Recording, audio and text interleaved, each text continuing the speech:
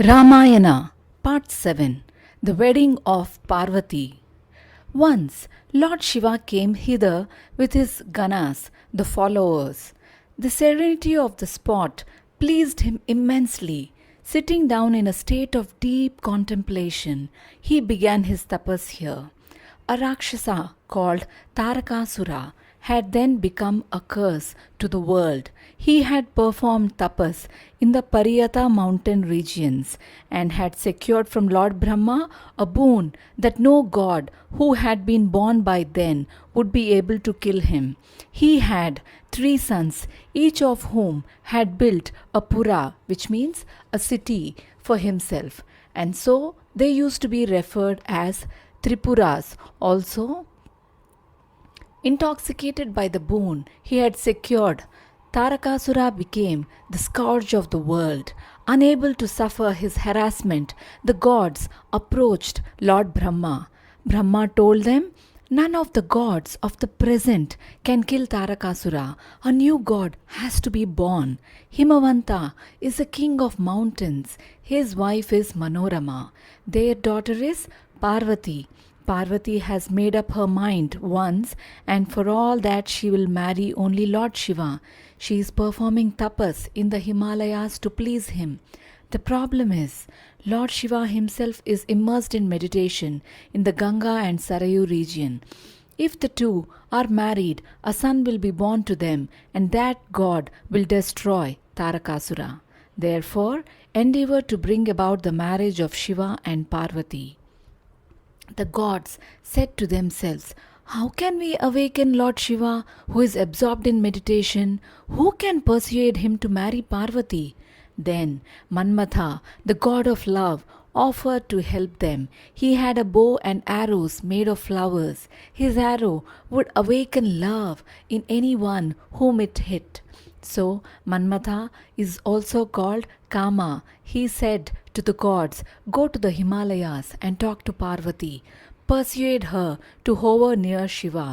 I shall then shoot my floral arrow at Shiva and make him fall in love with her." The gods liked the plan, but they were also worried, thinking, "What if Shiva is angered?" But Manmadha said, "It does not matter. Even if Shiva is displeased and destroys me, the gods should be free from the threat of Tarakasura. So let us follow my plan." The gods were pleased with his magnanimous spirit. They could see no other way out, and so they came to the Himalayas as he had advised. The gods met Parvati and explained their plan. They sought her cooperation. She was yearning to marry Shiva and gladly consented. They all came to the region where Shiva had forgotten himself in spiritual pursuit.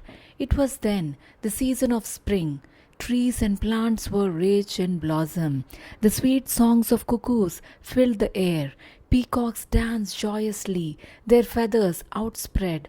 The goddess of nature had put on a scene that would enthrall anyone. There was Shiva on a rock, lost in meditation. He looked so grand that none of the gods dared to stand before him. They all hid themselves behind trees. Parvati stood before him and began to worship him. Manmadha waited for the right moment and then fixed his arrows of flowers and shot them. The arrow struck Shiva. Lord Shiva's meditation was disturbed. In his fury, he became a veritable live volcano. Lord Shiva had an eye in his forehead. Hence, Shiva is known as Phalanetra. Because he has 3 eyes, he is also called Trinetra. He used to open his 3rd eye when he was enraged. The blaze would burn anyone before him at once. Manmadha's arrows had disturbed Shiva's tapas, and he opened the eye in his forehead. The gods who were watching from behind trees were terrified. At once they cried out in one voice, "Lord, withhold your wrath, save Manmadha." But already it was too late. Lightning darted from Shiva's eye, and as the gods watched aghast, Manmadha was just a heap of ashes. Shiva resumed his tapas. He did not even throw a glance at Parvati. The gods were deeply disappointed and dismayed. Parvati was distressed that Shiva had completely ignored her, but she also felt that she had not chosen the right approach to achieve her ardent desire. She realized that she could win over a god only through sacrifice and tapas. I shall win over Shiva by my devotion, she decided, and she began a most rigorous tapas. It was a prolonged ordeal, and Parvati became emaciated, but she was undaunted. Only the air was her food, and her mind was unswervingly with her Lord Shiva. She went on repeating but one mantra, Om Namah Shivaya. With every breath was heard the name of Shiva. She saw only Shiva and nothing but Shiva. Her ears were filled with the name of Shiva. Shiva filled her mind, and thus, as far as she was concerned, Shiva pervaded the entire universe. Her tapas grew more and more rigorous day by day. The flames of her tapas began to envelop the entire world. Shiva decided that he should not test Parvati any further. He appeared before Parvati and said, Parvati, I am pleased with your tapas. I am yours. Parvati was thrilled. She touched his feet. Led by Lord Brahma, all gods arrived there. Himavanta and Manorama too came there. The wedding of Shiva and Parvati was celebrated with great grandeur. Then came Rati, wife of Manmadha, to meet Shiva. Having lost her husband, she was in great anguish. She fell at the feet of Shiva and said, My lord, recall my husband to life. Shiva was moved by her distress. Manmadha had sacrificed his life for the good of the world. Shiva felt that it was his duty to undo the injustice done to Rati. Shiva said, Do not grieve, Rati. I will ensure that your husband will be with you once again. His body has been burnt and has become ashes. It cannot therefore be restored to him, but he will be with you forever.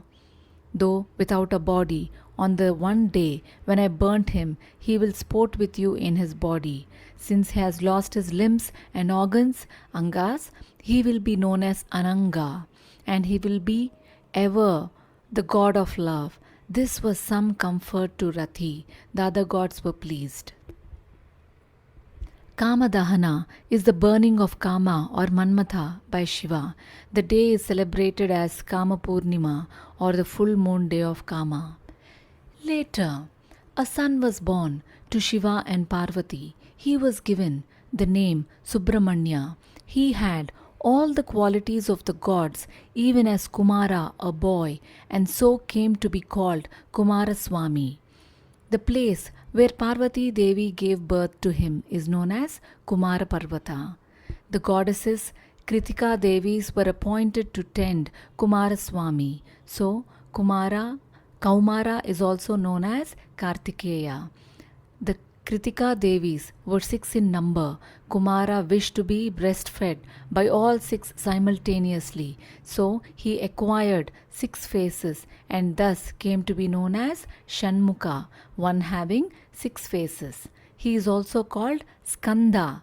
He was later to encounter Tarakasura in a blood-chilling duel and kill him and establish peace in heaven.